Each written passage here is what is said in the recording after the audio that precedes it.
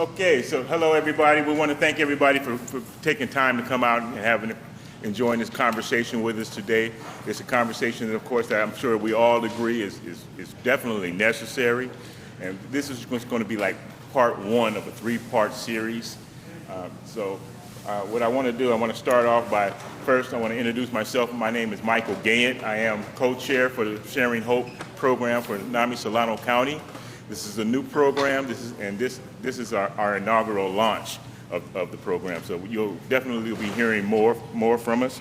So also, basically, what we want to talk about is just as the flyer stated. If you've seen the flyer, we want to talk about what it means to have mental wellness in our community, in the Black community. And I'm sure most of us realize now that there's not a lot going on in our community about our wellness. And see, now when I talk about mental health, I usually like to say wellness, because I am a peer. I have lived experiences, but I am right now because of my management. I am well today. So I want to see that everybody starts thinking about mental health. And see, here's the thing: people think that you have to have a diagnosis. Okay, you do not, because we all suffer traumas from time to time within our life, right? But we want to know more about mental health because we want to know what we can do when we suffer these traumas. So this is what Sharing Hope is all about, and we're going to get into some videos that's going to tell us some more. And you got your card, so you get an opportunity to let us know what you want to hear us speak about. If we can speak to it, we definitely will. So with that, I just want to make sure what I want to do is I want to introduce our sponsors, which is Kaiser, Stephanie Glaze from Kaiser. Because of Stephanie Glaze and Kaiser, we're able to be here today. So I want to thank the NAMI staff. We got members from our boards of supervisors here. And we want to thank each of you, Hazel, Patty, Courtney, one of our panelists. She's on our board. And Lisa. And you can also, Lisa. I'm sorry, Lisa. Lisa is one of my favorite people too, so I definitely have to remember Lisa. Now, I also want to mention that our moderator and our esteemed panelists, and that we will hear more about them a little later. Our moderator is Dr. Cornelia Gibson, and our panelists are Mr. Eugene Dura. We have our board member Courtney Davis. And we have our esteemed Dr. Christy Hagens from Safe Black Space out of Sacramento. So I want to turn this over to my co-chair, Dr. Tiffany Thomas. Without her work, we wouldn't be here today. Thank you, Mike. Thank you, everyone, for being here today. This is such an important topic to talk about. It's uncomfortable in the Black community, so I encourage you to lean into that discomfort, kind of like when you go into the gym again for the first time. Your muscles kind of ache, but over time, you build up endurance and you can handle anything. So before we meet and talk to our panelists, we have a few videos we want to share with you and encourage you to engage in some discussion. Let us know what your feedback is.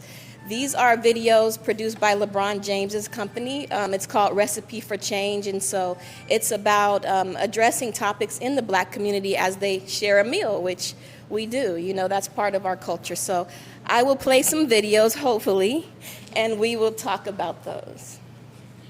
And I might have my husband come up and help. Oh, got it.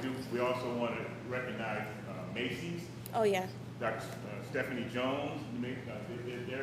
They're right now helping us with funding.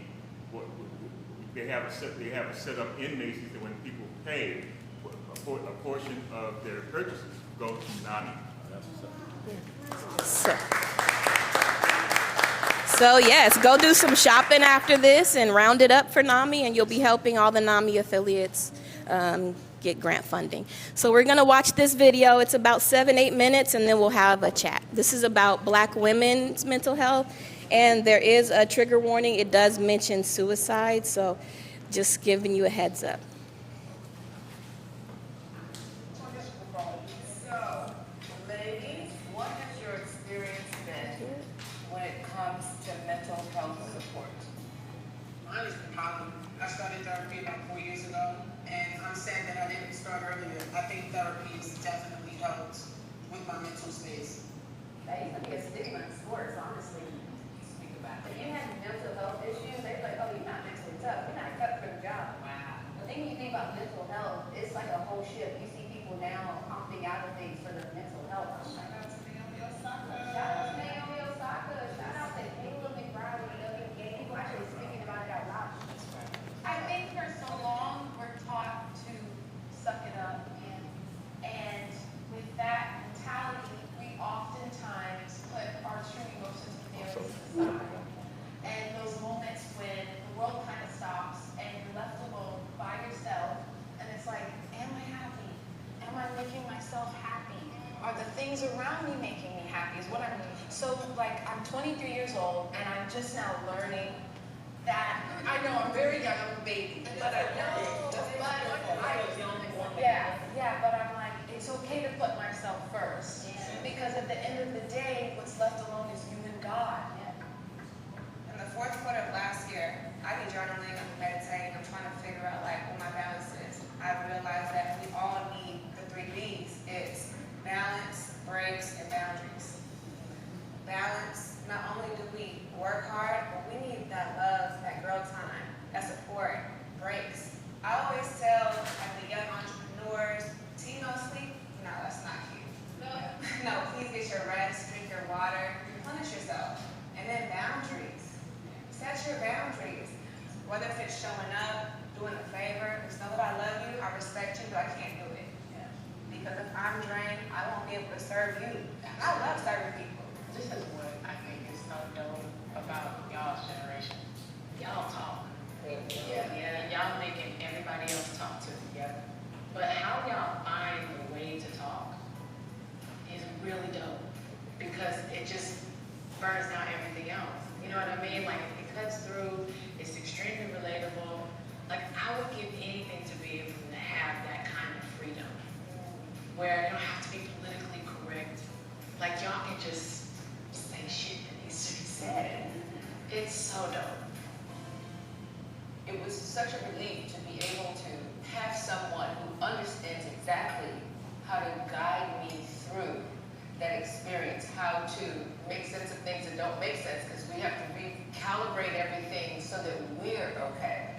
For a long time, I think, especially Black women, we weren't allowed to seek help. First of all, I'm not going to no white person and tell them my problems. You know, it's like, you know, my mom's like, They air your dirty water in the streets. yeah, what you talking about? You know, but now times have changed. We have Black therapists, you know, and there are a bunch of apps that you can actually go to find a Black therapist, especially for Black women. I'm really concerned more about our brothers, because a lot of them, they've been told that they can't go out and seek help, that they're not man, you know, and that affects their children, that affects their relationship with their woman. I think I've been really lucky. I've been going to therapy off and on since I was 14.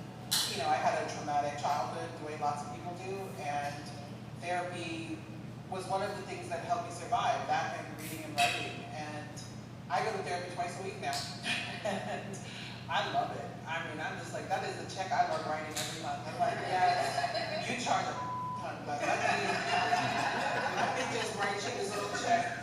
And I just am so thankful, and I talk about it openly because I've dealt with depression for also most of my life, and I don't think that in the Black community sometimes we can talk about that. Right. It makes me think about Chesley Chris, who has been sitting heavy on my heart. I didn't hear about Chesley Chris? I didn't hear about Okay, so there's a young 30-year-old Black woman, gorgeous, accomplished, successful. She won Miss USA in 2019, and then she became an extra correspondent. But before that, she was a lawyer, and she's been doing a lot of work in the community around social justice. So she's just this dynamic woman, and she committed suicide. Like, I can't stop thinking about Chesley. I did not know her, but everybody who knows her is saying that there were no signs, including her mother, who was her best friend. And she said she didn't know. She knew that she struggled with high-functioning depression, which we need to talk about that. I feel like functioning, all Black women have high-functioning depression. Just being able to name it, I think, is so important. Vocabulary. So much of what we carry is invisible. Yeah. Ironically, I feel like a lot of my Black female friends, they are all in therapy. They've found therapists. I feel like I'm getting free therapy from them. Thanks, guys. Because they will pop in and be like, is that invisible labor though? And I'm like, what's that? Invisible labor. Right. It's the language when you don't have the Yeah, when language. you don't have it, you can't verbalize how you feel. And it's just like, oh, that was invisible labor. Okay, I'll work on that. Spiritual bypassing. What's that mean? Spiritual bypassing is basically using spirituality to ignore the very real struggles that folks are going through with. So say, for instance, there are a lot of Black people who are going through divinity school and theology and what have you, and have to deal with white institutions that are teaching and who are talking from a framework of spirituality, but don't know how to contextualize people's challenges. They said that you weren't practicing hard enough or praying hard enough or like focusing well enough to be able to rise above those things that are very real issues that we should be talking about. So many people are beginning to understand this, but I just want to reiterate it. It is not a betrayal to your relationship with God to go to therapy. It is a benefit to your relationship with God to go to therapy. Because at the end of the day, I believe that God wants to meet you where you are. But if we're honest, because of our trauma, because of our experiences, we don't always know where we are. We don't know that there's a broken little girl down on the inside of us. We don't know that we're still wounded from that divorce because we're so busy surviving that we haven't unpacked. And through therapy, we have an opportunity to unpack, and with our relationship with God, we have an opportunity to be comforted. And if we don't learn to marry the two, then I think we are going to find so many people who are frustrated because I'm going to church every Sunday, I'm praying, I'm listening to the worship songs, and it's not working. But you haven't done that emotional work to really undergird your spiritual life. Absolutely. And sometimes God is helping people through medicine. God's helping people through therapy. It is not a betrayal to your relationship with God to take care of your mind and your heart and your soul. I think that all the time, like, that's God giving you the message. Here it is. I'm trying to help you. Let's keep it coming. All right, so you want to sit with that a minute? Got any feedback, any thoughts popping out? Anybody?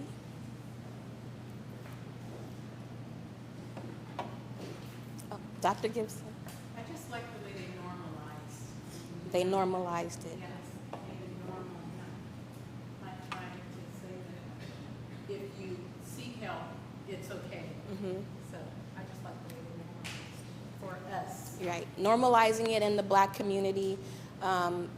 We don't identify it as Black mental health to isolate. It's just there are nuances in our culture that we have to address those, and one of those is stigma, and we never were really taught to address our mental health. We do the pray, we, try to be good, but, you're dealing with your mind, the chemicals in your brain. Sometimes trauma can affect you, and I'm Black, and in my family, it was uncomfortable to address it.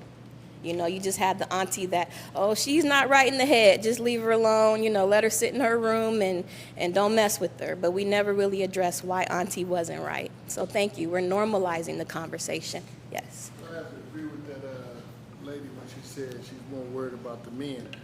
We as men, we take it as we're strong enough, we can do this, and if you're not, we'll say you're crazy.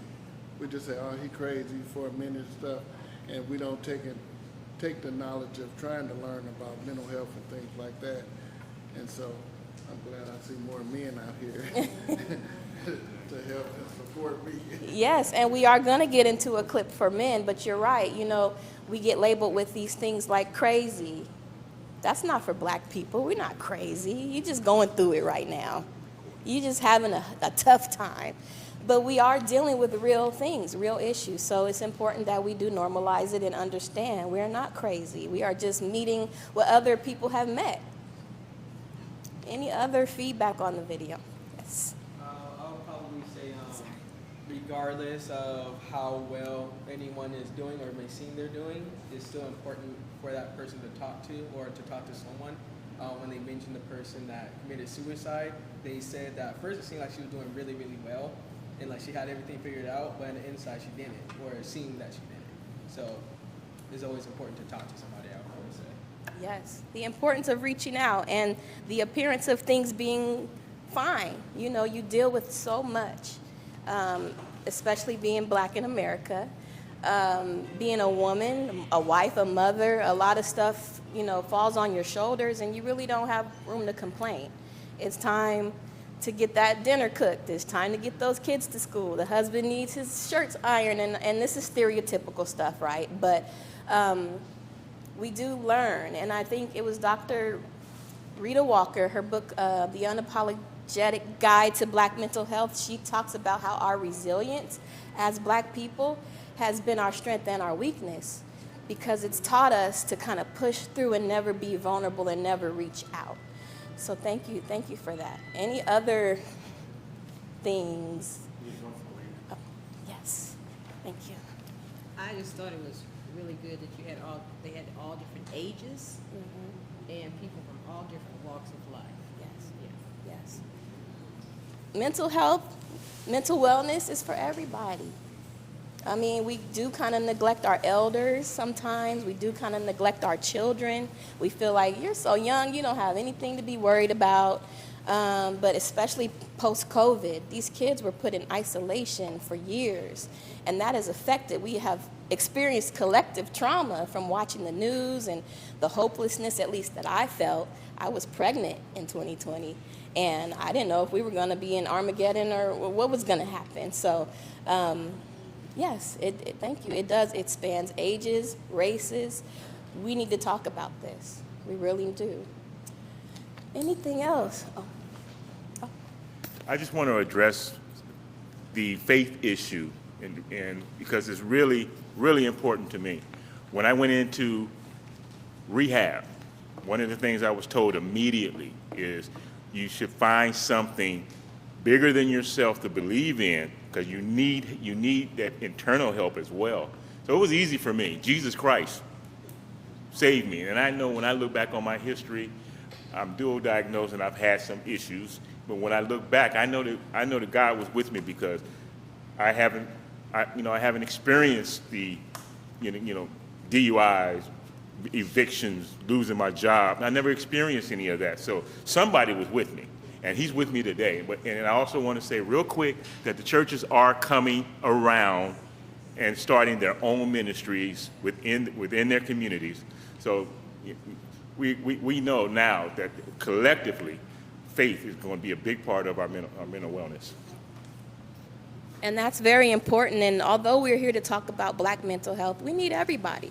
Just like the civil rights movement, we needed allies outside of our community, because you can get in certain rooms that we can't get into. You can change policies. You can help speak truth to power. So I appreciate our allies that are here in the room with us today.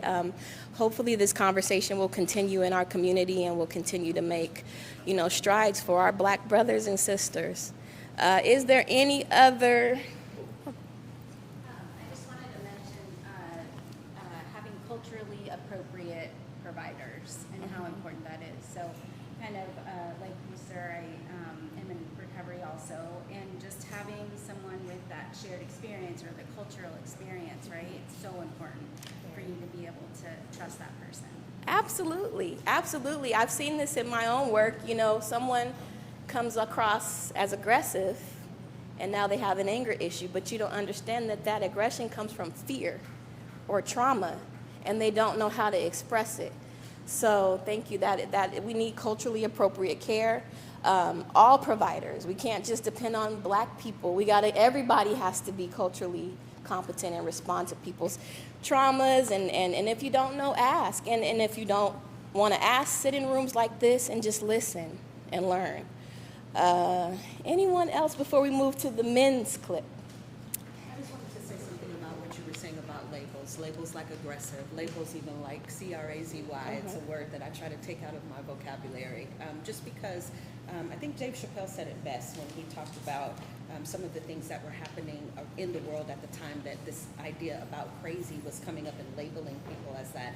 And I'm sort of paraphrasing what he said, but ultimately what he said is that when we place labels on people like angry, like aggressive, like crazy, what we're doing is that we're placing them in a box over there. And what we're really saying is that we are not equipped and we're not willing to learn what's going on in that person's world. And we're not asking the important question, what has that person responding the way that they are? Because they're responding to something. And if we can change that part, then we eliminate the labels and we bring them closer rather than pushing them away. Because when we push people away, it justifies our inhumane treatment of them. Ooh, absolutely. In the clinical world, we call that trauma-informed care. Taking time to get to know a person on a case-by-case basis. Don't treat them by the textbook. Textbook might not work.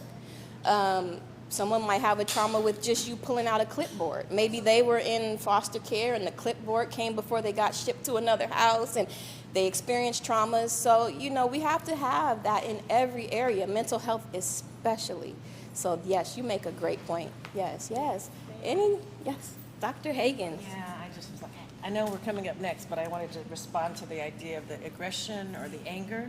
And yes, we want to understand what that person may be responding to, but we need to assess our own assessment of them, right? Are we labeling them as aggressive because of our own misperceptions, right? Or if, again, we're not connected to the community because of implicit bias. And so there's multiple layers of this conversation. So I look forward to us continuing it, but wanted to insert that as well. Thank you. And please excuse me for getting close. We're recording, so I have to keep the microphone so we can hear you when we play this back. But yes, Dr. Hagens, yes, absolutely. When you put them in that box over there, it takes accountability off. They're not redeemable. Just put them over there.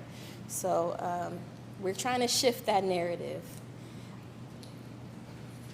I just want to make one more comment to piggyback off of the textbook. Most of the textbooks were not designed to help us. So just want to say that. Yes, absolutely. I mean, let's be honest. This country was not created for people who are minorities. This was a country of people trying to make their own thing, and they didn't look like us. So we can't be mad at them for trying to affirm what they started this country to do. But what we can do is educate and try to get them to come around and see those textbooks need to change. They just changed the textbook recently on nursing that black skin doesn't feel pain like white skin. It's all skin. What are you talking about? So absolutely, absolutely. All right, anything else? If not, I'll go ahead and play the men's video, and then my colleague Michael will take over. And he might get close to you too, but it's just for the mic.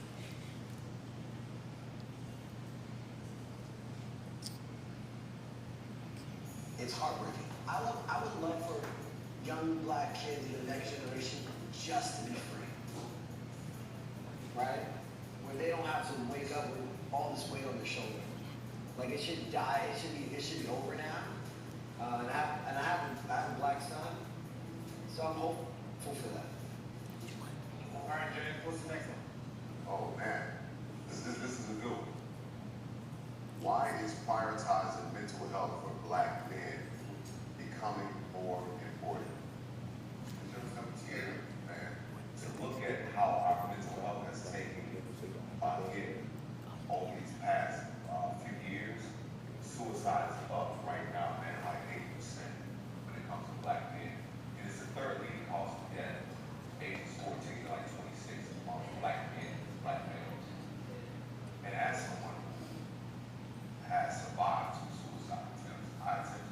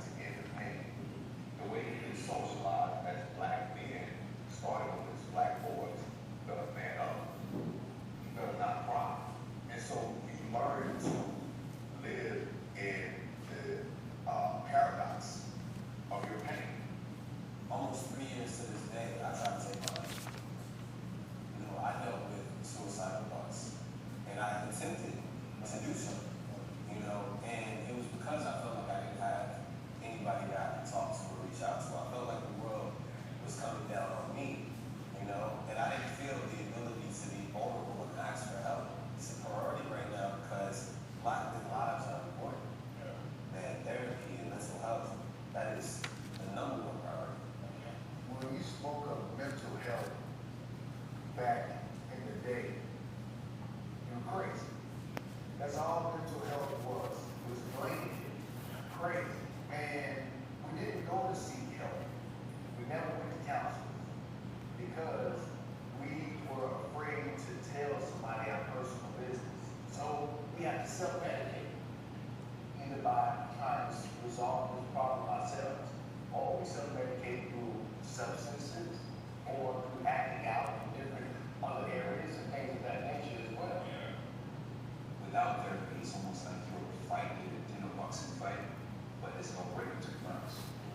And so therapy to me is like somebody rings the bell, you sit down for a second, and there's a coach that's been watching from the outside, and like, this is what you want, this is what you want, missing that, all right, go back in. That's kind of my best way of description of like therapy. I feel like these black men have just gone through so much that we had to put up these barriers and these walls to protect our mental state, to be able to reach these mountains that we've been able to climb. You know, that's a recurrent thing in our experiences. Like, it's like having these experiences where we feel like our feelings are validated. But like, you know, really, we need to take more time to identify what it is that we're going through. We need to take more time to like, you know, process those emotions and, you know, to properly deal with them, because what's going to happen is you're going to sit one day, then we climb the stairs. Because you never took that time to really process what those emotions were that you're going through, or what it is that you're feeling. Yeah.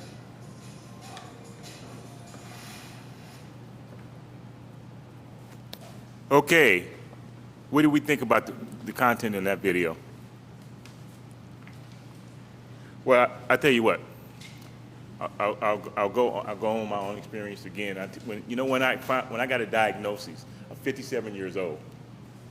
And I say that because it's real important that, I went through most of my life not realizing that I had issues. I always knew that there was something wrong, and I would go to my mom, I'd go to my dad.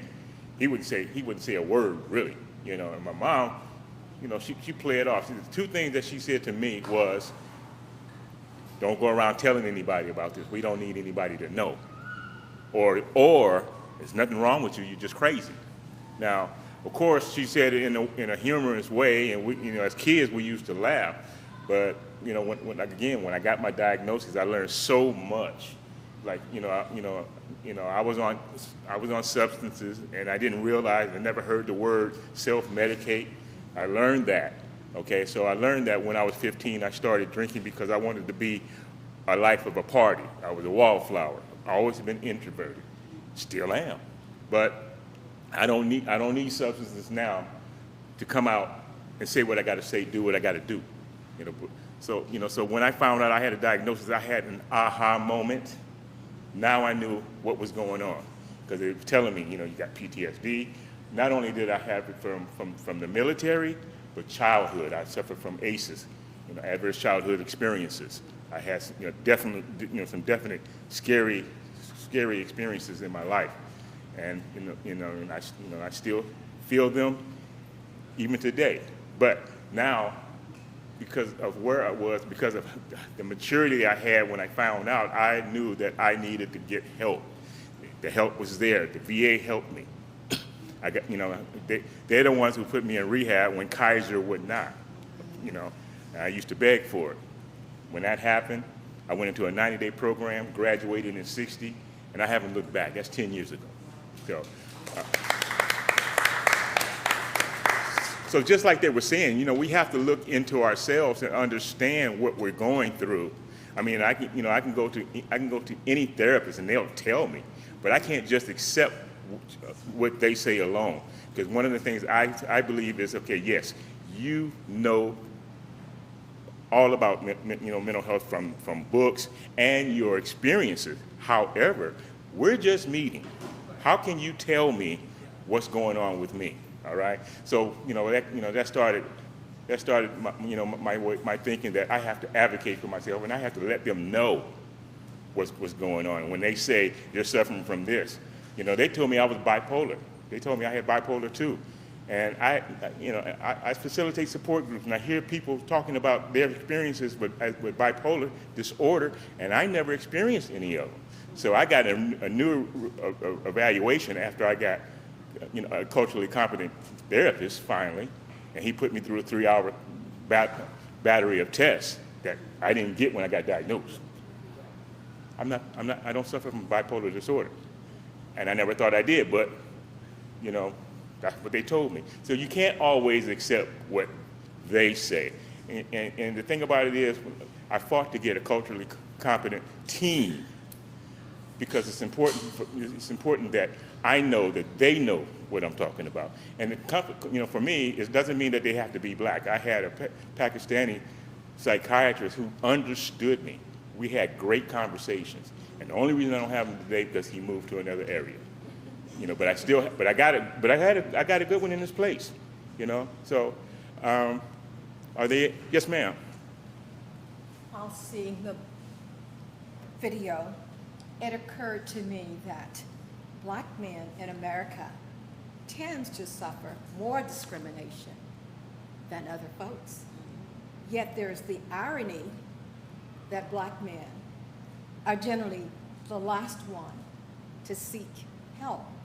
So I'm thinking and I'm hoping that I can get some tips from this gathering of how we can individually and collectively help that situation. Thank you.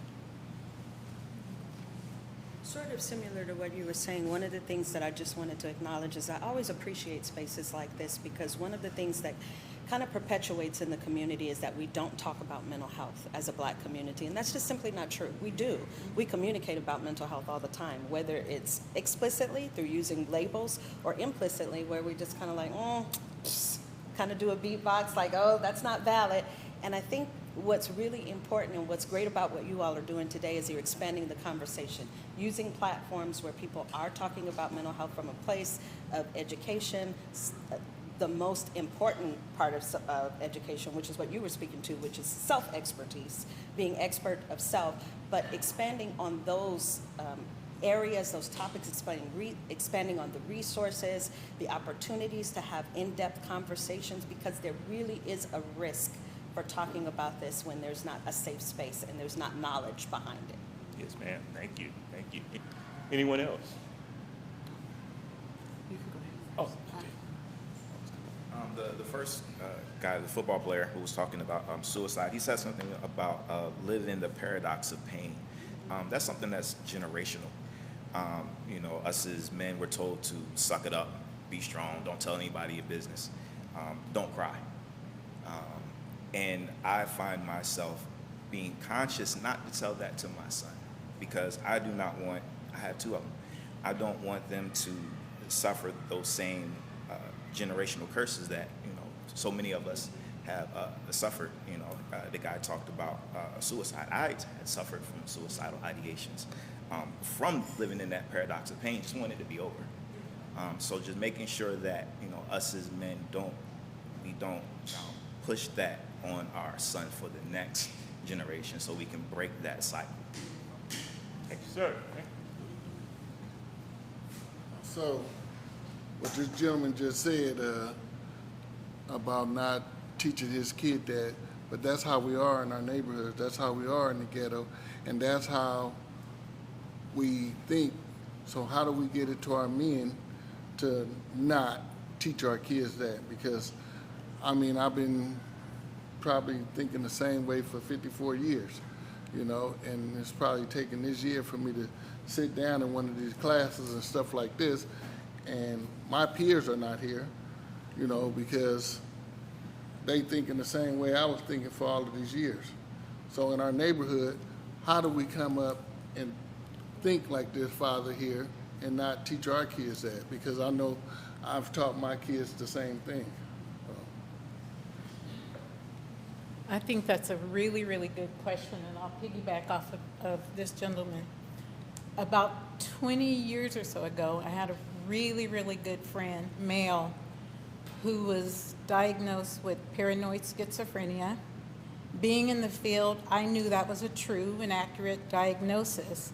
But one of the things that hurt me the most was his father saying no son of his was going to have a mental illness or take medication. So I applaud you for raising your son or your children different, but I hear what you're saying because it's that generation, and his father told me and told him that no son of his was going to have a mental illness or take medication. To kind of piggyback off what you were saying, I'm from Maryland. I'm from Baltimore, so I definitely understand you got to be tough, you got to be hard, you got to survive out here in these streets.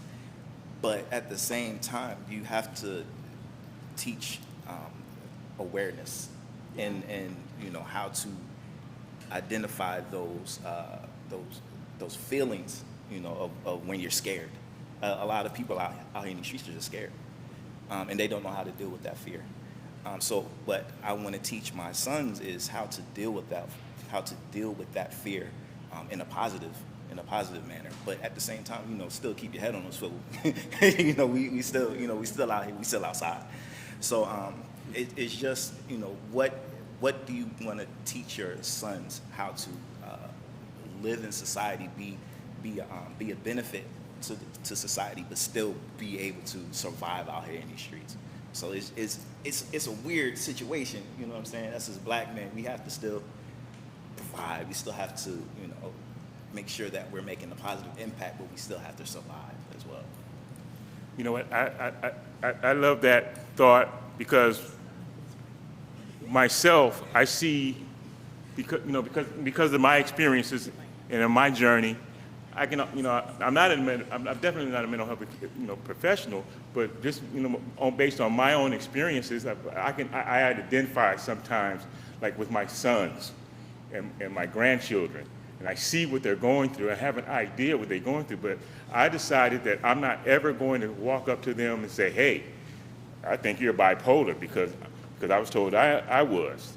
I don't do it that way. What I would do is I look at what I think is going on with them, and I look inside myself and see if I've experienced anything like it, and I'll sit down and have a conversation about me and my experiences.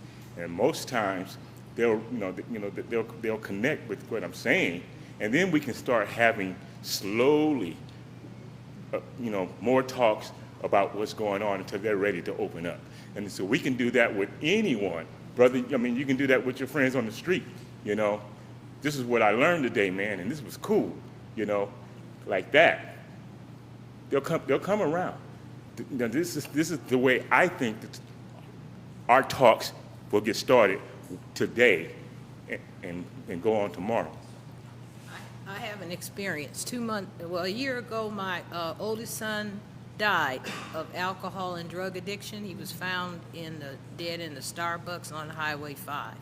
The youngest son just fell apart, and he's a math teacher here in Vallejo. He started therapy, but it didn't help him enough, so he couldn't go to work. He was crying every day. He was sleeping all the time, and I have to say kudos to Kaiser because he called a Kaiser therapist. The therapist told him to get to Walnut Creek Kaiser right away, and they put him in a program in Monterey. And I drove him to the Kaiser in Walnut Creek. They came and picked him up, put him in the program. He stayed there for a while, and now he is back functional. He came back, continued in a outpatient daily therapy, and now he's back functional. We talked to him as a family, and he was crying on his way to Walnut Creek. And we said, we're not mad at you. We're so proud of you. You're just like a hero. And his sons were standing around looking. And we said, look at your dad. He's going to go get help. And his dad is mentally ill. So, how can you dare act like it didn't happen? This is bloodline. It's just traveling if we don't do something about it. So I'm just saying, whoever's here from Kaiser, they got that one right. And my son is better. He's back to work.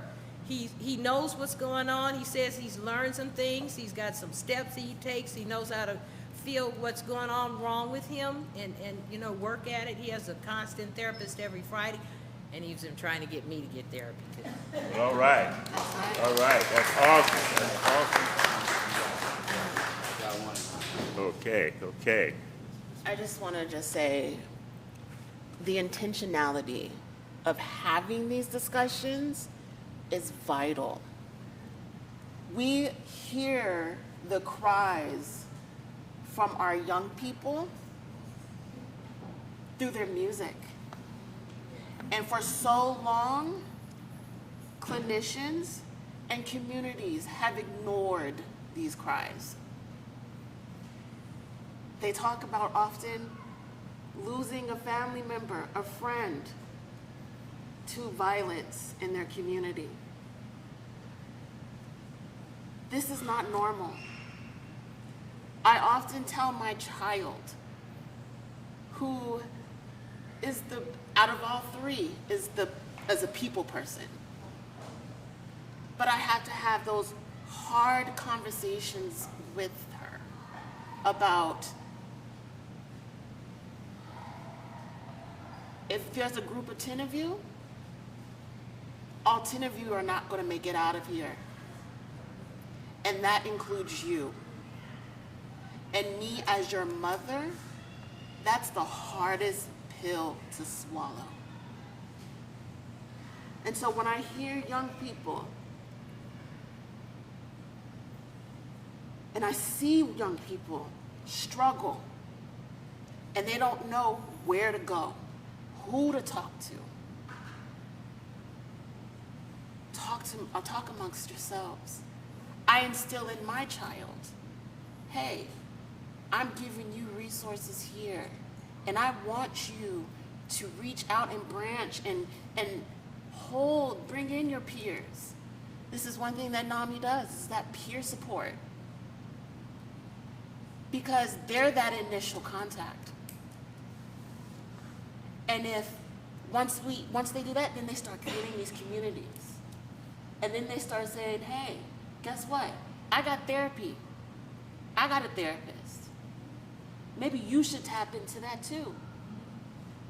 Because you're going through something, I'm going through something, we both can't hold on to each other's weight.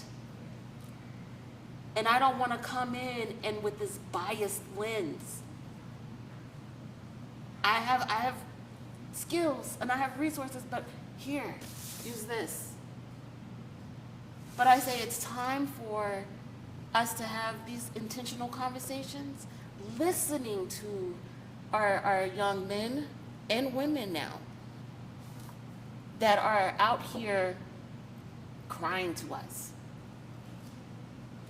Our leaders need to listen. Our clinicians need to listen.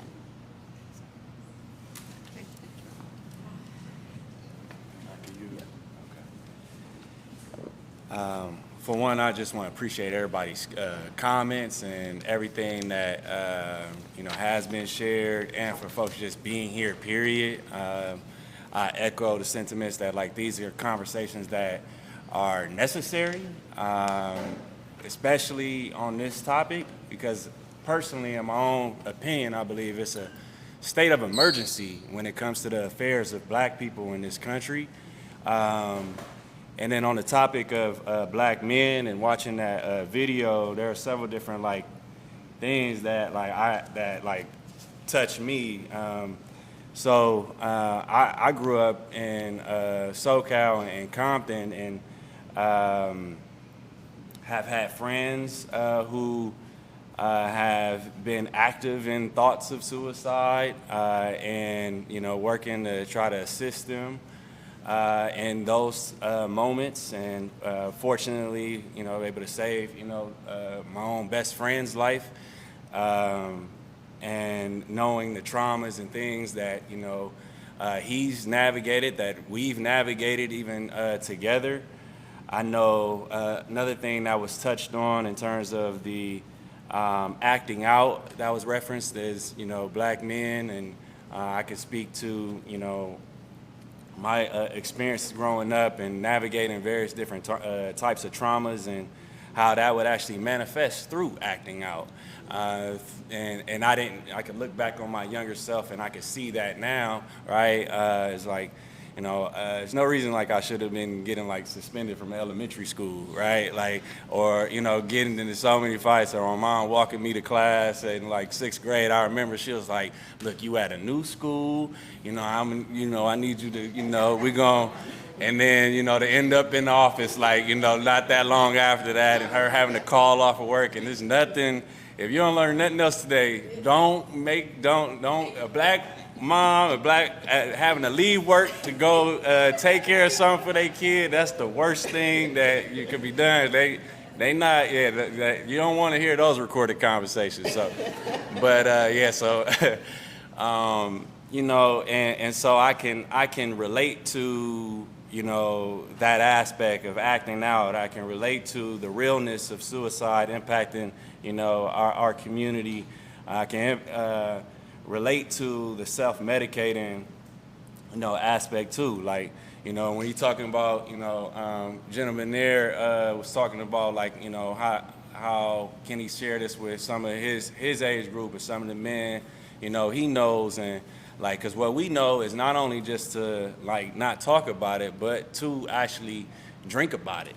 Right, so like we toast, we even like pour out a little liquor, like when somebody passed away. That's the cultural norm, not necessarily talking about it. And so that's my experience too, without diving too deep into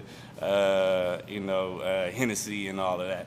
But in terms of and then keeping it to ourselves, like we.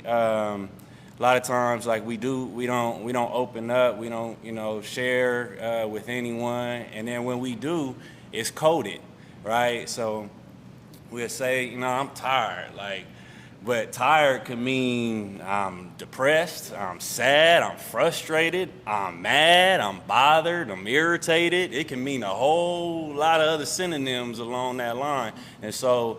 I think that's important, like the vocabulary. I think if we're able to model actually what that looks like in terms of having these conversations, that's just as impactful of telling somebody, or lecturing to them, I think, is by modeling it ourselves, by saying, hey, you know what, I'm actually like, I've been feeling really sad lately. Like, this thing is really like, bothering me, like, or what have you. And being able to have that peer support is really important too. So I could keep going on the list, but I'm gonna just stop there as like, those are some key things that came out for me.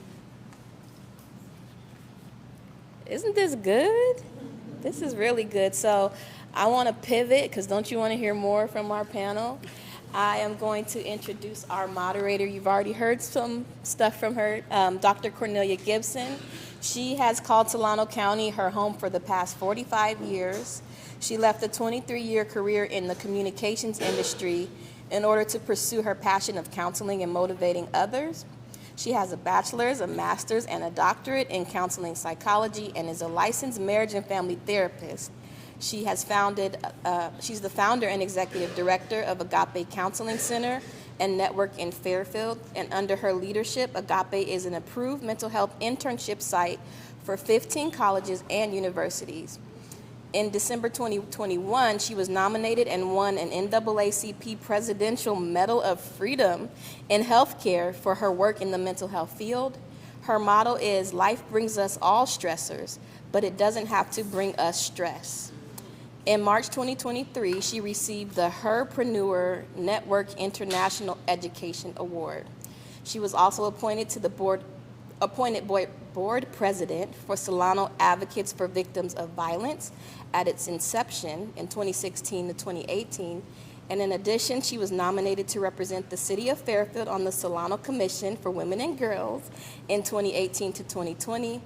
Of all of her achievements and accomplishments, she could not be more proud of her role as a mother, grandmother, and great-grandmother. Please welcome Dr. Gibson.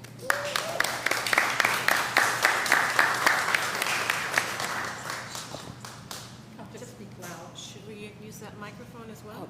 Yeah.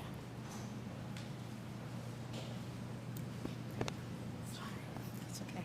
Thank you for that introduction, and thank you to NAMI for allowing me to moderate these questions and this discussion.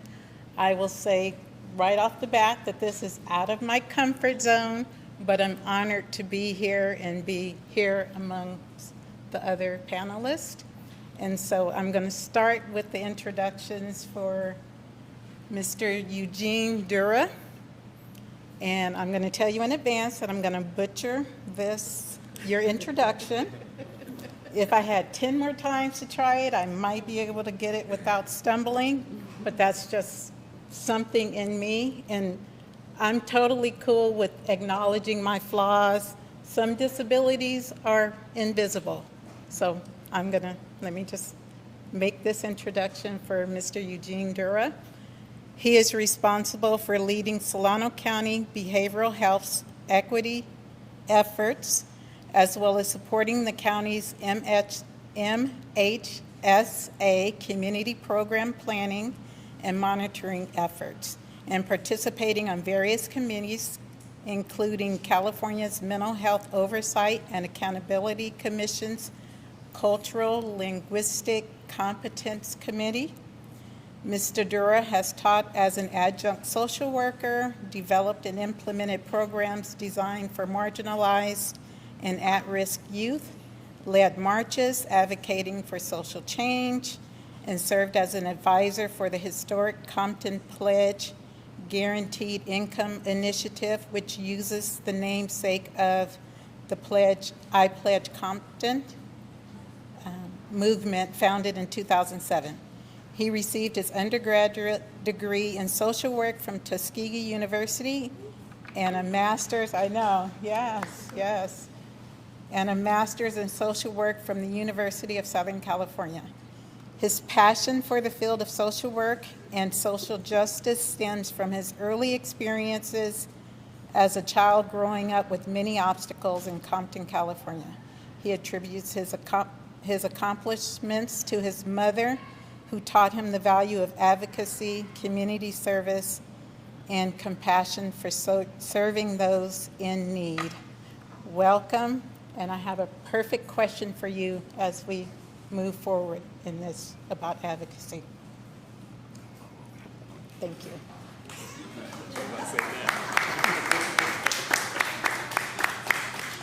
I will say, when I read your bio and I was thinking, okay, I know I'm going to stumble, it reminded me of being in church, specifically either in Bible study or in Sunday school classes. And when you know that they're going to have everybody read a scripture, I was looking and I would think, ooh, please don't let me have the one with the name where I couldn't pronounce.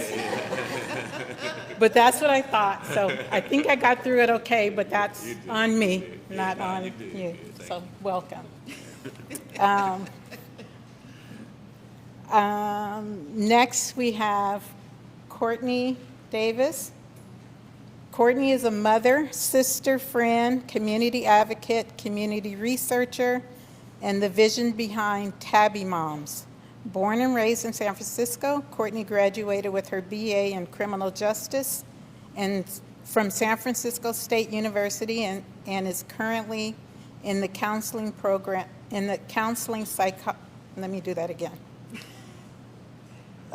Courtney graduated with her BA in criminal justice from San Francisco State University and is currently in the counseling psychology graduate program at Golden Gate University. Though most of her work background is in the legal field, she made the shift into nonprofit healthcare due to her mission-driven focus and personal experience. As she inspires individuals and their families to build a movement to force systems to be equitable, morally, and culturally competent, Courtney serves as a board member for NAMI Solano, is a commissioner on the Human Relations Commission, and serves as the community liaison on CIRB, which are both within the city of Vallejo. And I have a perfect question for you as well. So welcome, Courtney.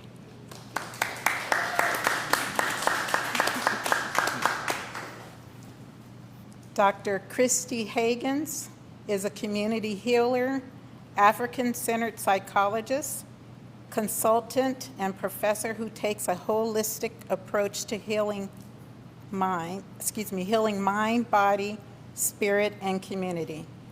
She has had a multifaceted career and is currently the executive director and founder of Safe Black Space, a nonprofit focused on helping Black people heal and thrive in the face of racism and anti-Blackness.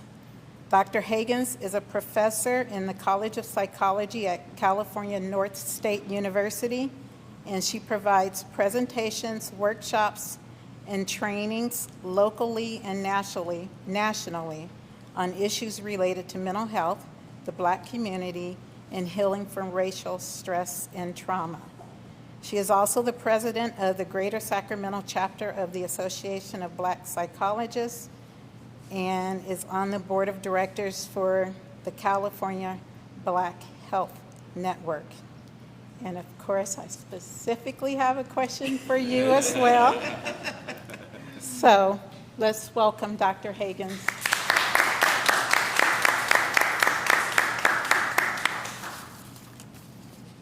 So, starting off, we're just going to jump right into it. Very first question is, if you had to define mental health in your own words, what would you say? And I'll just kind of leave it open. Like I said, I do have 3 specific questions for you, but either of you or all of you can jump right in. Okay. Well, I mean, for me, it's more of a simplistic answer of what comes to mind for me is peace. I feel like ultimately that's what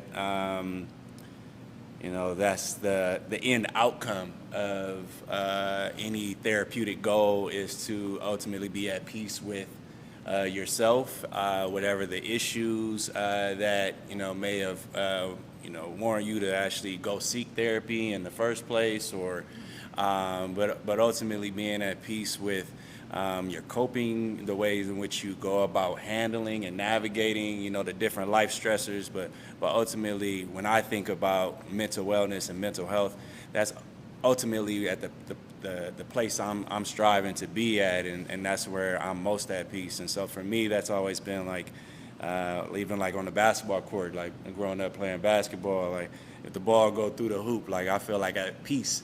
Like that's like it's no better feeling than that, or to block somebody's shot and like get that out of here, like that feels good, and I feel like that's what mental health to me is at its most simplest form. Yeah. Thank you. Mental health to me means taking this and holding it just the same as physical health. If this is not functioning, then your body falls apart. How do I know? I'm a cancer survivor, 2 times. This last round of cancer, my mind, I was exhausted. We said, it's coded, right? Language is coded. I was depressed, didn't understand why. And it had a physical effect on me physically. So how can I address my physical issues if I'm not addressing my mental issues? So mental health means raising this mental health, using it here, and lining it with the physical. Thank you. What a great segue. Because my comments around mental health has to do with being holistic. In my introduction, we talked about that's kind of where I come from, and that idea of our mind, our body, and our spirit, and our community, right? Like all of that is what creates a sense of health and wellness for each and every one of us. And I think particularly for Black people, for people of African ancestry, particularly when we can connect to whether it's a religion or a spiritual, that sense of power that's internal to all of us, and to allow that to be part of, again, that mental, spiritual, and physical, like I'm doing it all, right? That is when we are truly healthy and happy and whole. So, and I have some other notes from comments that were made earlier, but I'm gonna let you do your thing, and then maybe we can come back to some things too I'd like to share. Thank you for tying that all together. So yes, peace, physical health, mental health, holistic, spiritual. So it's all important, but often mental health tends to take the back seat. What is your why for engaging in community mental health and wellness? What is your why? I'll start because it was related to the comments that were made earlier. I do this work because as a young teen, as a younger person, I struggled with depression and anxiety. I didn't have words for it. I didn't know what to call it. I struggled with internalized racism, so wanting to be lighter skinned and have straighter hair and be white, basically, right? There's a lot of things that I was experiencing as a youth. And for me in particular, having a suicide attempt at the age of 16, again at the age of 18, and it was at the 18-year-old point, right, that my parents kind of caught on, and I did, like, wait, we got to do something here. And for me, it was a shift of, wait, I didn't even realize, number one, that I could get help or therapy, that where I was going to school, that there was such a thing, right? There was a counseling center that existed. There weren't any black people that were there at the time, right? But for me, as I got my treatment and moved into my recovery, it was like, hey, I want to do that, be this for other people, right? For people who look like me, for people who may not get it, who may not have access or may not have insurance, and kind of be that bridge. And so part of why I love what I do, because I teach, I have a nonprofit, I work with communities, like I'm hidden at all levels if I can. I'm doing consulting, right? It's like, okay, I'm gonna get future psychologists, let's get you up to speed on kind of what's happening and what you need to know about community work. And I'm working with community, like, come on y'all, this is what we need to know about how to take care of ourselves and advocate for ourselves. And then I'm working with agencies and cities and counties, like everybody. Can we just spread the word about what is necessary for mental health and wellness for everyone, particularly as we think about all the disparities that the Black community has faced currently, historically, and right now, every day. So that's my why. I can trace it back to my own personal experiences, to what I've seen, the work that I've done, and it's needed. So I'll leave it at that. Thank you. I too will trace it back to the personal experience. Being the mother of a child who has multiple mental health diagnoses and having to navigate what care looks like for my child as a single parent, and not getting the help that I needed in order to support my child, that is my why. My why is to make sure that other families that look like mine don't have to necessarily go through what I had to go through. Feeling criminalized or being criminalized. Feeling inadequate or being told you can't, we are not sure if you can keep your child safe when they're in crisis. So we may have to remove your child from your care in order to get that level of care to your child. Understanding that when you're navigating what a 5150 is, a psychiatric hold, and you're in the moment, because it's not only your child that's in crisis, it's the entire family. And so you're not thinking clearly about what does a psychiatric hold look like? What does it mean? What questions do I need to ask in order to really understand how do I make sure that my child is going to be taken care of? Will I have access to my child if they're on hold? I got questions with regards to medication. I need to know what is this medication and how it's going to affect my child and their development? And what happens when they're released, when they're back home? What do I need? What do I need to get in place? I need a dietitian because there's adverse side effects that come with those medications. Do I need educational supports because they have to go back to school? So what do I need to ask there? So that's the why. That's the why that I come in and I bring in when I'm engaging with fellow community moms or guardians who are having to walk this journey and hitting all these barriers, but don't understand that these are barriers. And unfortunately, they're intentional. So. Thank you. Oh, that wasn't loud enough? Just kidding. So my why, I mentioned a little bit about some of my early experiences, you know, being like one of my earliest memories that I could, you know, go back on is actually being at a carnival in my native neighborhood, and it was like an empty lot that's now like a Rite Aid, but in those empty lots, they would do these kind of pop-up kind of carnivals. And I remember being there and people started shooting, and my mom picking me and my cousin up and running us across the street back home. And then I didn't even remember certain aspects of it. My brother told me I was stuck on a ride. And he just told me that recently. I was like, what? I was on a ride? I don't even remember that. I just remember, you know, it was kind of chaotic. But that was kind of like the soundtrack and a little bit, you know, to my life. There's been plenty of times I've been at gunpoint by gangbangers from, you know, rival neighborhoods to, you know, to the police in my own driveway or on my own street. On plenty of occasions, I could write a book on that. That's probably its own separate Sharing Hope session. But all of these different experiences, you know, from being evicted, my parents divorcing, to sleeping on the floor with my mom and not having anything but a toy fire truck, you know, and crickets to play with. I've been through some things.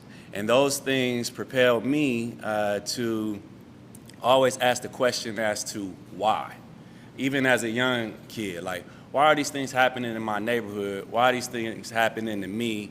Why these different things happen? Like, why did my brother get shot? Or why did, you know, this happen, you know, here? Why are people poor, right? Like, or homeless and so forth. And so it wasn't until I was introduced to the field of social work where I actually started to learn about, and actually my older brother had enrolled me in a class. I knew nothing about it. One of my first semesters at Tuskegee, and I learned all these different things, like, oh, it's things I can actually do to address a lot of the stuff I experienced. And so I was inspired, and I told you I was suspended probably multiple times in like grade school, and I didn't really do that well academically until I actually got introduced to social work and started to actually find a passion in school. I found a passion and purpose in life, and like I can actually take this information that I'm learning to be able to make a difference in my neighborhood and in my community, and be able to help my community and just ultimately make a difference. And so that's ultimately like what has inspired me to, you know, Impacts you in this field and how it impacts others. What I will say is, you know, I love and value higher education, and I think anyone with a degree, anyone who continues their education can be a good social worker, a good therapist, a good boss. You can be good in the field with higher education. But in my experience, what it takes to be great in this field is passion. And that's what I hear from the three of you. Passion and experience will make you great, or contributes to being great. And so, thank you for sharing. And may I just add as well that I think that there's definitely a role for professionals, those of us with higher education or degrees, but we need community.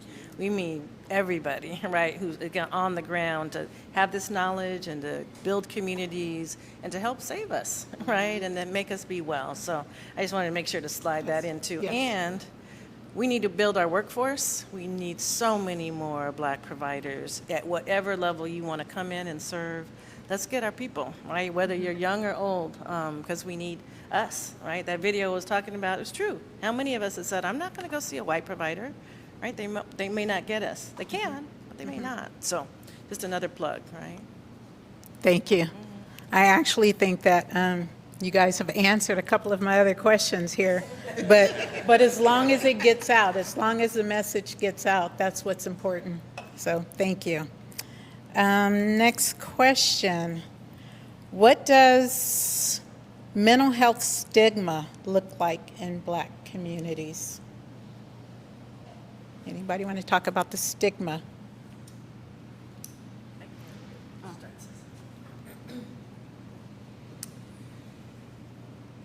To me, stigma means not reaching out.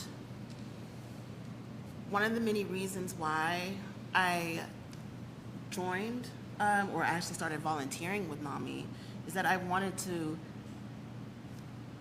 erase that stigma, put a face to mental health.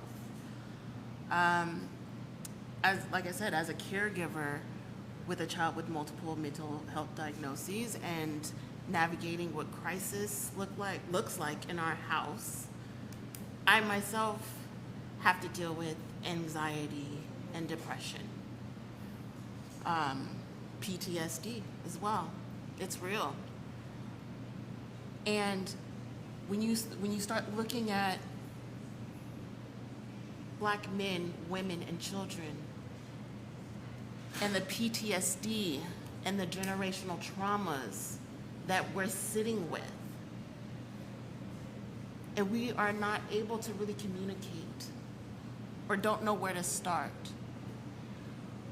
I wanted to break that. I'm one of the first in my family to break that.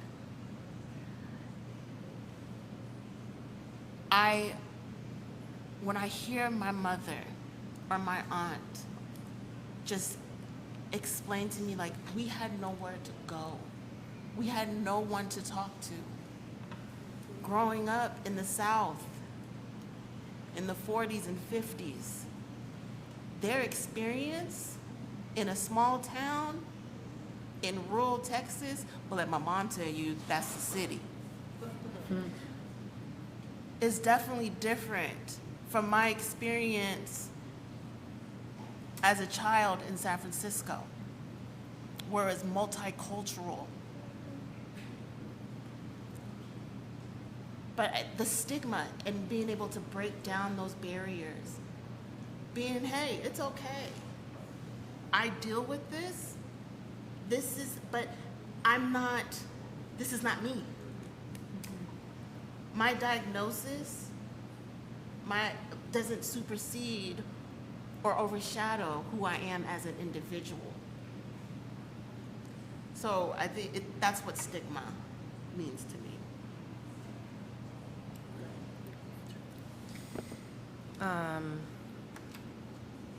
I think stigma is all that you have shared. I think it has to do with the sense of shame, particularly around seeking mental health and like, I'm not crazy, right? There's nothing wrong with me. This disconnection with the awareness or acknowledgement that I might need help or support. Within California, there's a report, it's called the California Reducing Disparities Project. You may or may not be familiar with it. If not, you might want to Google it, CRDP, California Reducing Disparities Project. The California, I know I need to project, California Reducing Disparities Project, the CRDP. It was a project that was actually conducted. They're moving towards phase 3, but I just want to give you the background. But where they initially, throughout California, were looking at different marginalized groups, So they looked at AAPI, Native American, Latinx, African American, and LGBTQ populations and said, what's your experience with getting mental health and substance abuse treatment, so behavioral health services across the state? So you can find even electronically what we were saying, right? And there was a lot of feedback about, Black folks not getting their needs met, being misdiagnosed. Michael shared that, his experience at the beginning, et cetera. But I just want to share the title of the report for the African American experience was, "We Ain't Crazy, We're Dealing with the Crazy System." Right? We ain't crazy, we're dealing with the crazy system, right? And so that, again, idea that we know mental illness, mental disorders can affect everybody. But what we also know is systemically that Black folks, people of African ancestry, their involvement in systems has not been helpful. And some of that has been very intentional. So that stigma is around, I don't know what I'm going to get if I get, treatment of some kind. What's the medication going to happen? Am I going to get locked away forever? Will I lose my rights? They're going to take my kids, right? So there's all of that, plus more. But so I think stigma, there's more I could go on. But the idea of that it's broad and there's so much that's connected to that. And the more, again, we have conversations that we normalize these issues, then the more likely that will decrease in our communities. That was a perfect, that was a lob, and I felt like for a perfect alley-oop on that, I think literally I was just writing as you were saying that, often in this conversation we talked about, us seeking services, right? Whenever we, are battling something, dealing with something, but we also, for me, when I think of, the mental health stigma in the Black community, it's also, we can't really have that conversation without speaking about, systemically, how systems were never intended to seek us or serve us, right? And so I think that goes, so I think it's a two-way street when it comes to the just Black folks actually accessing services. It goes both ways. I think on systems, the onus is to actually prove that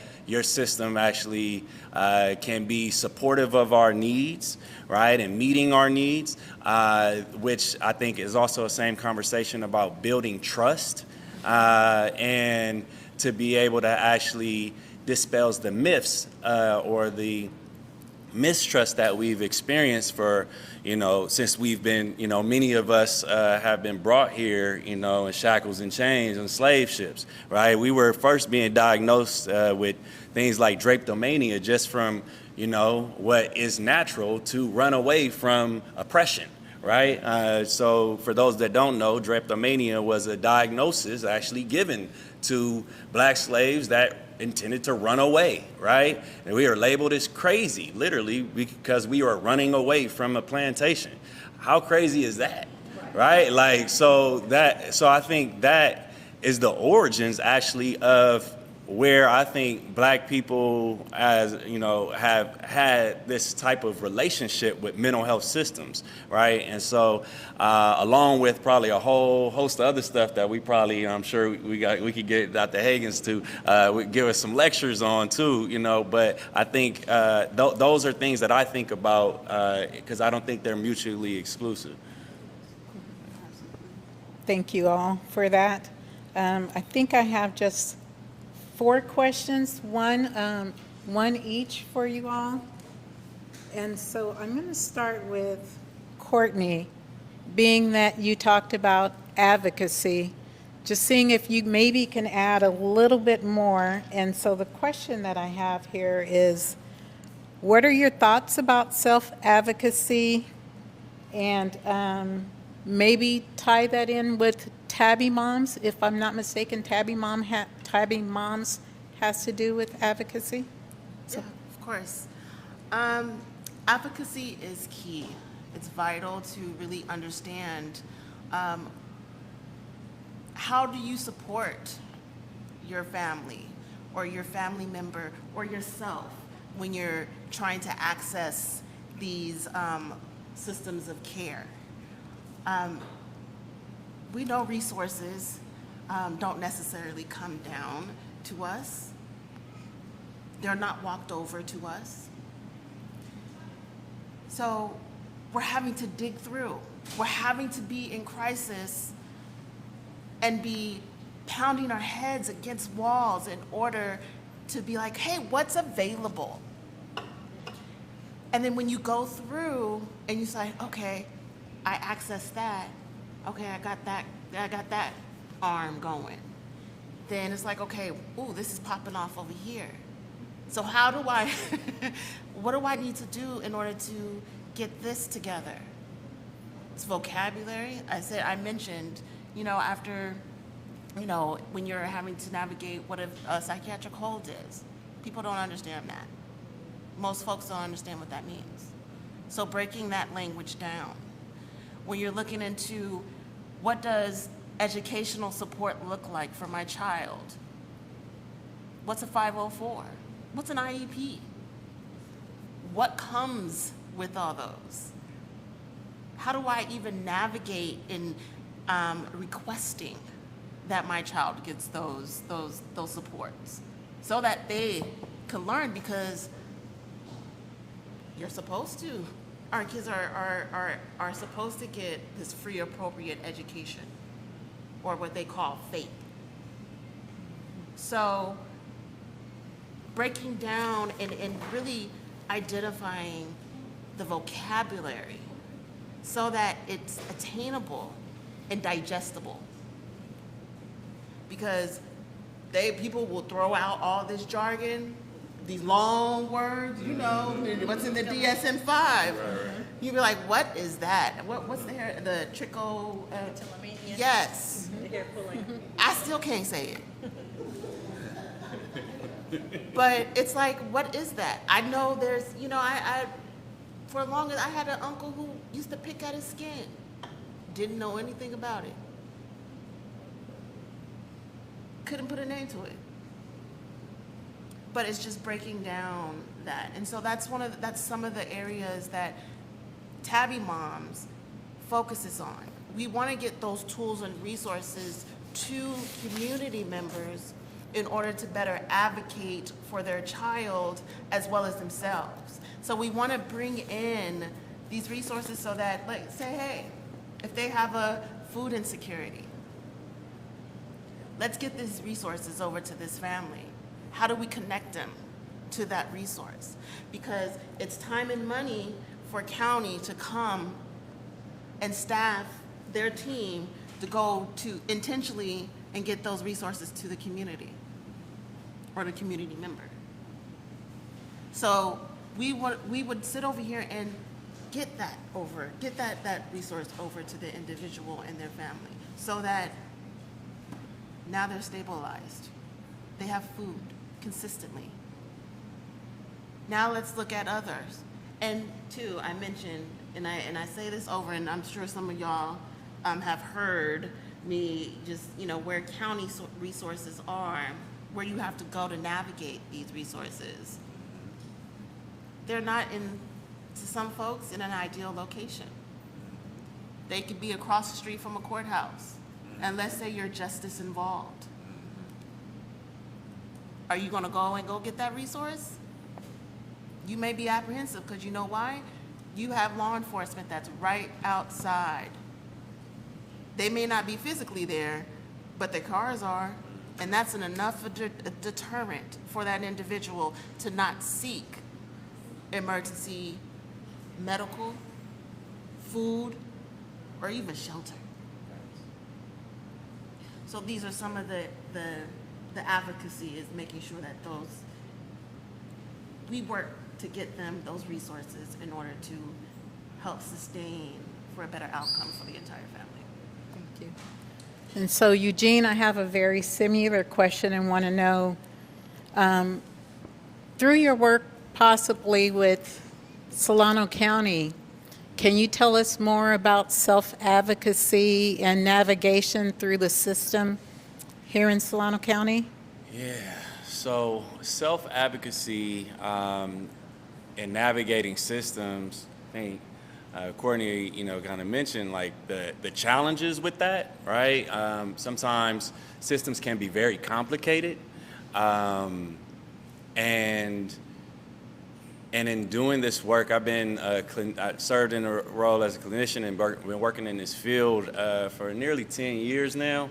And most of my direct work with folks is actually helping to support and connect to the most basic of resources. From helping, families to get, an IEP for their child, or an updated IEP that, that now they're in the 11th grade and they haven't had an updated IEP since they were in the 3rd grade, or just being able to navigate complicated systems, like I said, that were never built with the intention of actually promoting individuals out of poverty and out of the circumstances that they may be living in, right? And so I think that's where, for me, I think self-advocacy is extremely important, from making your voice and your needs known to every door, to any and every door that is currently available, because we have to make sure that we speak up for what we need, right? And I think forums like this is really important to be able to raise awareness to what some of those needs are. And I think it also needs to extend even when we're walking the malls, or when we are, at home and speaking about the different needs that, I think are really important. Like I said, it's a state of emergency right now. There's kids who, can't read. 1 out of 5 of our kids can't, are struggling to be at proficiency or better when it comes to these standardized scores in literacy and math, and struggling, academically. And I mean, life expectancy, is much shorter for us, and much shorter for us as men, by not addressing these issues. And so I think self-advocacy is really important when it comes to not only navigating resources, but just in general when it comes to the things we need as a community. Absolutely. Thank you. And thanks for calling it a state of emergency. I mean, this is wonderful that we're all here. We need to do 100 times more of these type of events just to get the information out there and get some support for this field. Dr. Hagans, my question for you is, what is the historical and current impact of trauma on the mental health of the Black community? That's a big question. Did y'all hear it? What's the state of the historical and current impact on trauma and mental health on the Black community? So I teach a class 3 hours a week, which kind of addresses some of this, so I'm gonna try and make it plain, but I do feel like I want to give a little bit of background and really talk about some of what my brother here was beginning to talk about in terms of understanding the enslavement process and the residuals of that in all of our lives, regardless of whether we're Black or not, but really take us back even further than that in terms of understanding, as I do, that Black people were the original creators of civilization, right? We were the first people on the planet.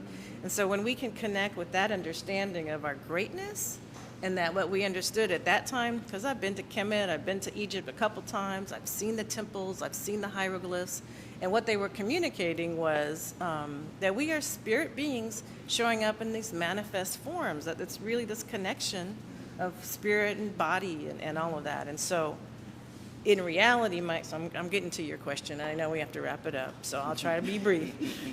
But the idea that there's this thing called in African-centered psychology called Ma'at, right? And that's what we see, the goddess of Ma'at, and we see it on the walls. But the idea of wholeness, of that connection between spirituality, of all these principles of harmony and the values of reciprocity, etc.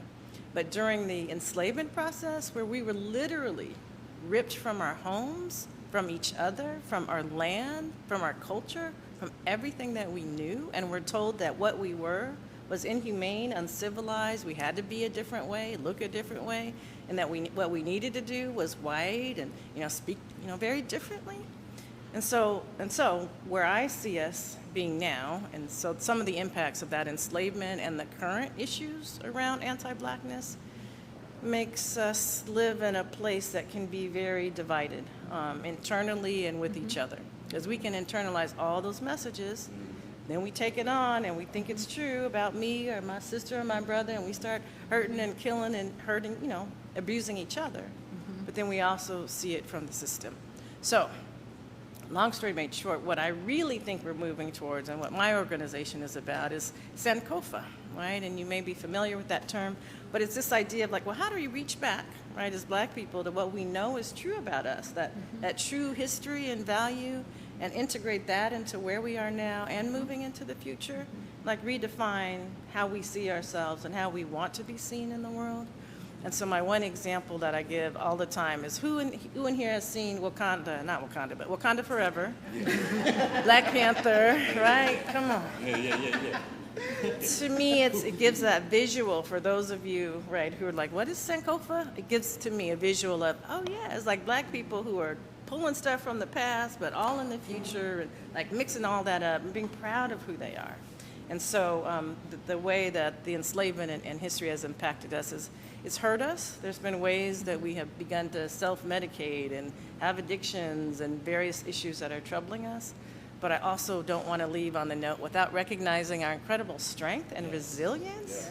Like, come on, the fact that Black people still even exist is like, wow. And even in perspective, and I'll close with this, that there's, again, every day we're facing issues. Sometimes it's very overt racism. Sometimes it's the undercover things where you're like, did they just say that? Wait, what? Right? And you got to check in with somebody. But I want to call to mind the most recent thing to me that's so very obvious, which is the Montgomery, Alabama riverboat incident, and how, I'll just leave it there, but how that's just a very tangible issue of where we can see race, racism, anti-Blackness playing out, and how Black people in various ways have been very creative about not letting some of the messaging that could come through around what happened there to bear on our souls. We are laughing and joking and making the best of that situation. So I don't know if I answered your question, but I'll close with that. So thank you. You did, and thanks for, it was a really huge question, and thanks for adding all of the pieces that you did to it. You mentioned resilience. That really was my last question. I know we don't have time, but what I will say is, we think of resilience both as a positive and a negative, and that's been politicized lately in terms of our resilience. We don't have time to go into that, but thanks for mentioning the resilience. We are a resilient people, and just want to thank everybody for being here and supporting us. People who look like me are supporters, and thanks to NAMI for just allowing us to put on this event. And I know you guys will say more, but thank you. Thanks to the panelists.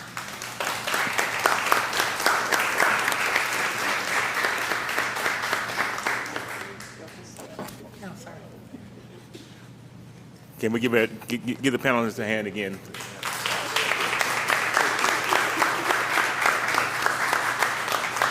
So we're going to take this opportunity to allow you to ask the panelists some questions. So anybody have any questions, just let me know, and I'll come back. I'll come to you. Okay. Ladies first. It's actually partly a question, but also just a statement. I just want to acknowledge and appreciate the idea that mental health issues really are family issues. And one of the things that I often say to people as a therapist is that it's really interesting how if we have something going on with our car, and I say this because my husband's a mechanic, the whole car has to go in. And sometimes with families and mental health issues, one person gets isolated and then has to go back to the family system that has not quite adjusted or acknowledged or been a part of that healing process. And I'm just curious if any of you, and this is for any of the panelists, if you can sort of speak to ways that you can encourage more families to be involved in the entire healing process. Well, I'll say that it is part of the journey of Tabby Moms. And so we approach our work with of course, with a child who has a mental health diagnosis at the core, but we understand that it just doesn't stop there. It extends out into the entire family. And so what does that look like? I can give you an example of my own journey. So when my child, who is named Tabby, so the organization is named after them, after I was able to get Tabby in a place of stabilization, now let's work on us as a family. There's 3 children. Tabby is a twin. We all have therapists. I have one their twin is doing equine therapy. I got my son doing child therapy. What is it, child play? Play therapy. Sorry, thank you. And then I have my own. And then what too I want to bring up is that in our individual therapy sessions, we also come back together as a family. And we have these discussions amongst ourselves because that dialogue needs to continue. I remember when my parents divorced, I went to therapy, but I didn't have this discussion with my mother. So it stopped. So I didn't know what I was going to therapy for and why. So when I have these conversations with my children and we're able to create this dialogue and feeling of trust and comfort to express, hey, this doesn't sit right with me, can we talk about it? Or, hey, Mom, let me tell you, I have a friend, and we tend to engage in peer support or in dialogue with one another. I'm able to go to him, he's able to come to me. That's the outcome that I would love to see, because I'm not a tell-all, licensed clinicians are not a tell-all, even peers are not a tell-all. It takes a community to really come with the holistic. That's right. Right? And so,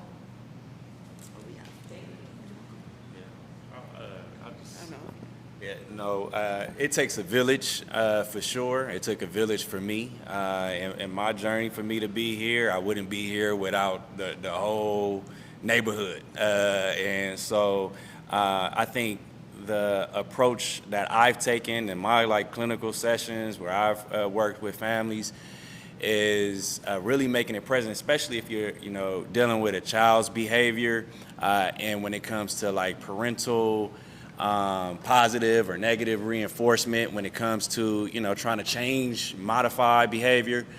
Both parents have to be on the same page, whether that's a traditional 2-parent household or if that's where mom and dad living separately in different places. When one child goes to one household, there has to be some consistency when it comes to what the standards are across, what is agreed upon between mom and, dad, right? And I think that's really important. So my work and try to involve everyone in the process is by letting them know, I can only do so much, right? I'm here once a week, most cases. And so, but you all are here every day. And so in order for this to really work, we have to have buy-in from both parties and contributions. If not, then, we won't be able to go as far as, we all hope and would like to see when it comes to this. And most importantly, that's what, your child really needs, right? And so that's kind of been my approach. And then I do have one funny story about one parent. She said it, and it goes to kind of this coded language that sometimes we speak to. So I get an assessment, And a part of the assessment was this kid was real young and he was cussing, and like I think I want to say like it was like maybe 4 or 5, like it was a real young kid, right? I don't remember exactly the age, but I was speaking to the mom. I was like, hey, like, I'm not a parent yet, right? Like, but I haven't yet met a baby or infant that came out the womb and was like, you mother, you get like, I have yet to meet one, and I'm just curious, like, cause typically got it from somewhere, right? You got this like learn, and then she was like, you right. I gotta do better. But I think it's just having real conversations with families. I feel like is the best way to come across and involve everyone in treatment. Yeah. I think we should allow for another question. Okay. Sean. Okay. Right. I think this jumping. No, my question is just how do we get this conversation and this panel, or are you guys willing to come to the neighborhood where we really need it?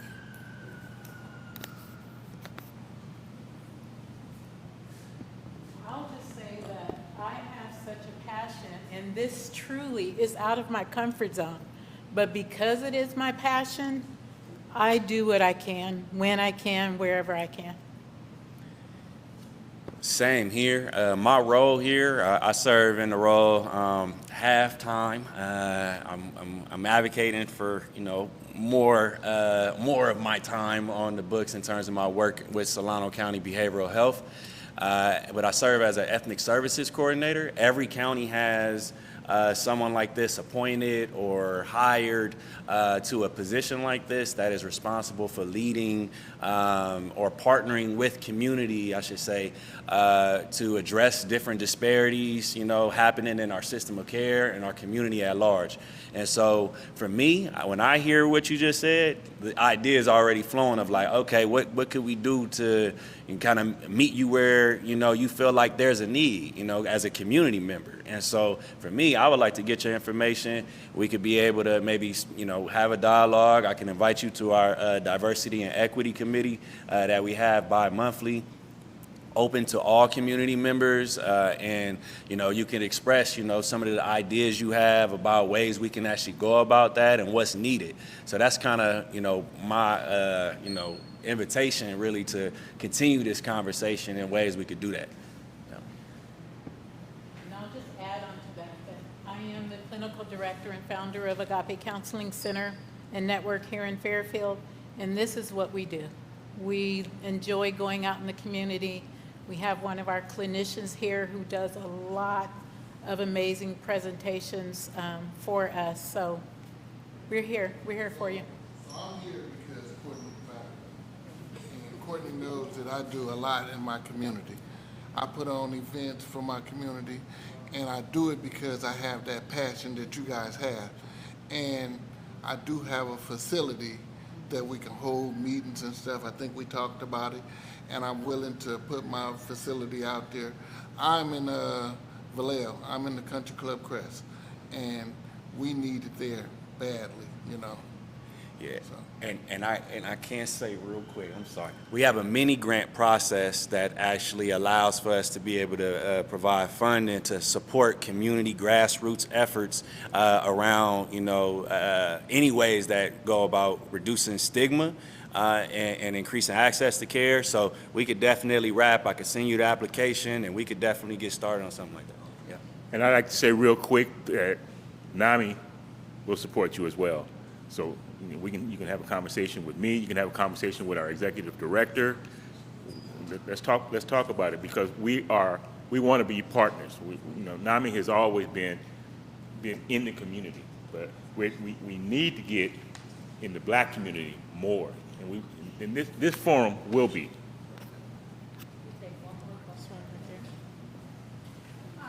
Hello. I just want to know why more Black churches don't know about this, because this is very important to our community. And I understand that people were working during the day, but I'm a NAMI member, and I got an email, and so that's how I knew about this discussion today, but seems like the black churches should know more about this. But this is our inaugural event. The black churches will know. I'm a pastor of a black church in Vallejo, okay. Also a retiree from Solano County Health and Social Services. It is incumbent that we get involved. We're on board, Kyle's Temple AME Zion Church in Vallejo, so I will want to partnership with this, okay? We're on board for that. Because I go to True Love Baptist Church here in Pennsylvania. Well, you left your information, and we will definitely be reaching out to you. And you can reach out to us anytime. Yes, we have a NAMI staff member who is a pastor in Vallejo of Good Samaritan. So we will definitely keep this conversation going. I know we had one more question. Dr. McCullough, did you have? Well, yes, my question was related to the black professionals. While you were talking specific to black situations, we don't always get to have a black mental health professional. So I was concerned about the conversation and the training and the sharing with others, Caucasian folks, so that the help is provided. One of you can take that, Dr. Well, if I got your question, but I may not, but I'll just speak for what's coming up for me. I think it's really important for black folks to have spaces that are protected spaces for us to have these kinds of conversations, which is part of why I have Safe Black Spaces and organizations. It's for us, it's by us, where we don't have to worry about maybe offending someone or somebody's feelings getting hurt or whatever may come up. So I advocate for that. I think that's really important. And I think it's also important to make sure that those outside of our community get some education and some understanding as well. And during at least my spiel, I was explaining that's part of what I intentionally do, so that people who may not have the cultural awareness or competence get at least their feet tipped into the water of having a better understanding of what our experience might be, and then can apply that into their work. So I think it's critical. We've got to make sure that, again, folks know about our experiences and how best to support us. And there's not, I think I mentioned this as well, there's not enough black providers. So we are gonna have to go to other people who may not look like us. So if we do have to, let's make sure they're down, cool, woke people who get it, who get us, who aren't gonna re-traumatize us and over-medicate us or put us, in a system that does not work. So I know that was the last question, but I have to hop onto this, which is the other idea too, that treatment sometimes doesn't always have to be therapy. It doesn't always have to be medication. We got to figure out the range of where someone is in their wellness or their illness, if you will. And so one of my colleagues talks about the idea that therapy is not always healing, and healing does not always have to involve therapy. So what you were talking about, playing basketball or monitoring our nutrition or our sleep, or like all of those things are part of our wellness. And my last comment, my brother here was talking about pouring out a little liquor, right, when folks pass. And again, there's pros and cons. Some of the remnants of enslavement was pouring libation, right? Like African folks pour water or liquor to honor our ancestors. So it's like, we're doing things that are connected to our history that sometimes we don't even know, right? So how do we, that's that Sankofa piece, right? Just claim it, let's do it. So I'm done. Well, thank you all. Again, let's give them a round of applause, please. They have donated their time to help us start this conversation. This is definitely the start. Do you guys want more of this? Yes? Okay, so before we go, there's always a call to action, right? And so we don't have time to go around, but I want to leave you with this question, and you can think about this. If you have a one-word answer, maybe you can say it. But what can we do individually and collectively to bring about some meaningful change and change this narrative of mental health and mental wellness in the Black community? So for me, one word would be educate. If you have one word, please share it. Contact, okay. Connect. Resources. Listen. One word. Model. Ooh, that's good. Anything else? Share. Share. Allies. It's not one word, but mental wellness is a strength, not a weakness. It's a strength. Yes. We don't look at someone who has an illness and call them weak for getting help. If you got diabetes, take your medicine. Do what you need to do. So with that, I just implore you to think on this. What can we do in just our own lives? If you can't affect your community, maybe just your family. If not your family, maybe just yourself. How can I hold space for my mental wellness as I go about and do? I know you all do work. You probably do tough work if you're in mental health. Make sure you show up for yourself as well. So I would like to take this time to, oh, yes. I just wanted to say that I'm glad that everyone showed up. We give ourselves a hand too. Yeah.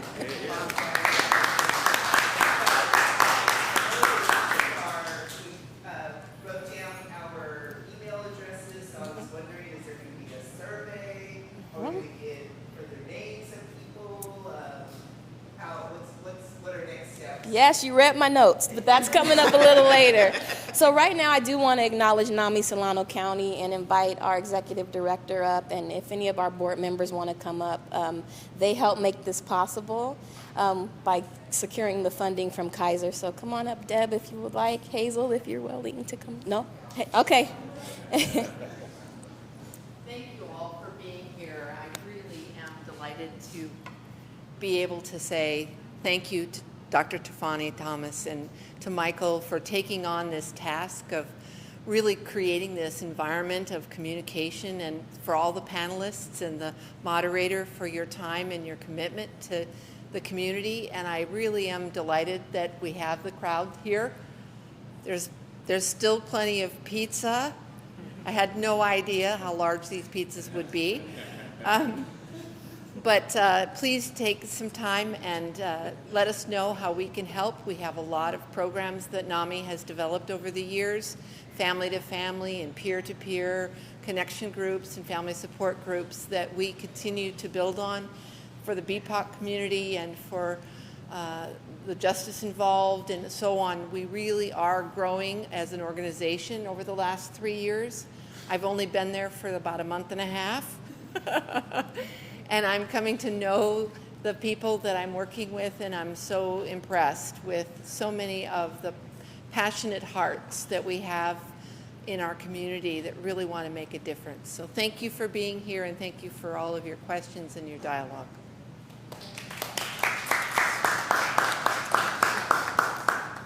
Okay, well, first of all, I also want to thank everybody for showing up. I want to thank everybody for your insightful questions. That's what we need. We need to know what the community is feeling when it comes to mental health and mental wellness. I want to reassure you that this is not one and done. Our plan is to do this as often as we can. I'm hoping that we can do this at least quarterly, and we will be back here, but we'll also be out in the community. Okay, I want to go to the churches. I wanted to go to the community centers. Yeah, so be looking out for. Check our website, namisolanocounty.org. You can find out when we're having another event. You people that have registered, and if you haven't, please do before you leave. You'll get notices. And so the first notice you're going to get is our survey. We're still putting together our survey. That should come out by Monday, and we'll really love your feedback. So, without any further ado, I'd like to just say again, thank you, and God bless.